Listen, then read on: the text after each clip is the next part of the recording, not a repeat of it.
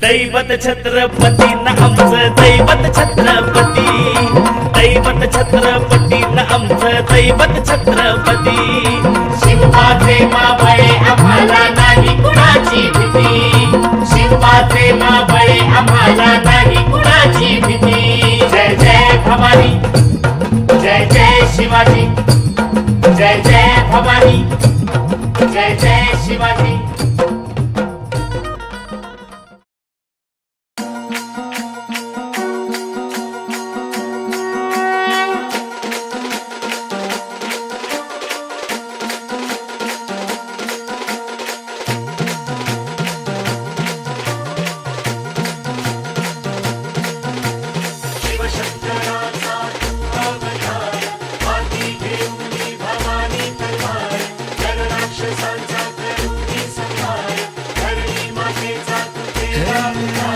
शिवशंकराचा तू अवतार, हाती घेऊन भवानी तलवार, नर राक्षसांचा करूनी संहार, धरणी मातेचा तू केला उद्धार.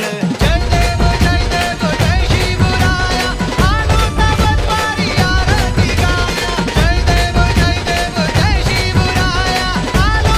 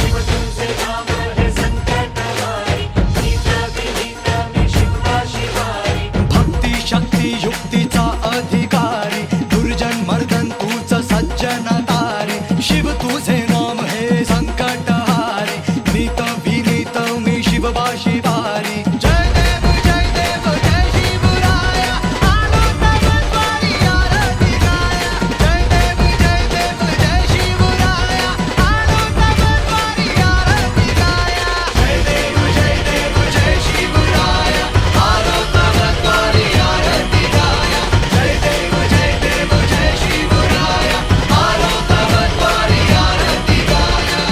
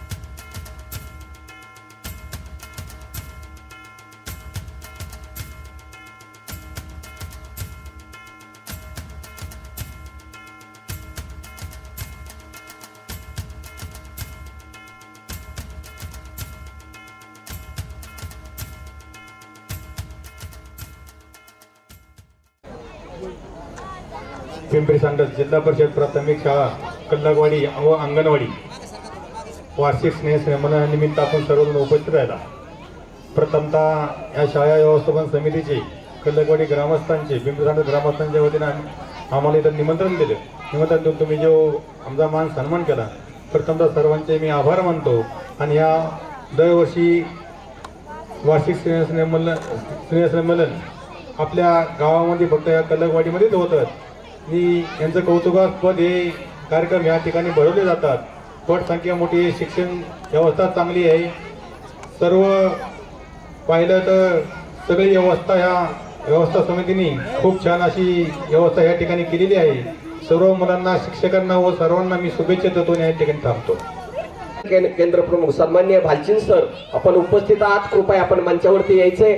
त्यानंतर संघाचे अध्यक्ष, हवेली तालुका प्राथमिक शिक्षक संघाचे अध्यक्ष सन्माननीय प्राथमिक शाळा कलकवाडी या स्नेहसंमेलनाच्या निमित्तानं आपल्या गावच्या सरपंच साधनाताई घोरडे, त्याचप्रमाणे उपसरपंच अशोक घोरडे, त्याचप्रमाणे आमच्या न्हावी केंद्राचे केंद्रप्रमुख भालसिंग साहेब, त्याचप्रमाणे शिक्षक सोसायटीचे संचालक विजय काळे, उपाध्यक्ष दीपक गायकवाड, त्याचप्रमाणे संचालक हवेली शिक्षक सोसायटीचे संचालक भाऊसाहेब ठोंबरे, त्याचप्रमाणे या गावचे माजी उपसरपंच आणि माजी सोसायटीचे सर्व मान्यवर आणि विशेषतः आवर्जून शाळा सोडून गेले असले तरी उपस्थित राहिलेले शिंदे सर, या कार्यक्रमाच्या निमित्तानं या ठिकाणी छोटी वस्ती असताना सुद्धा उपस्थित राहिलेले सर्व पालकवर्ग आणि विद्यार्थी मित्र हो,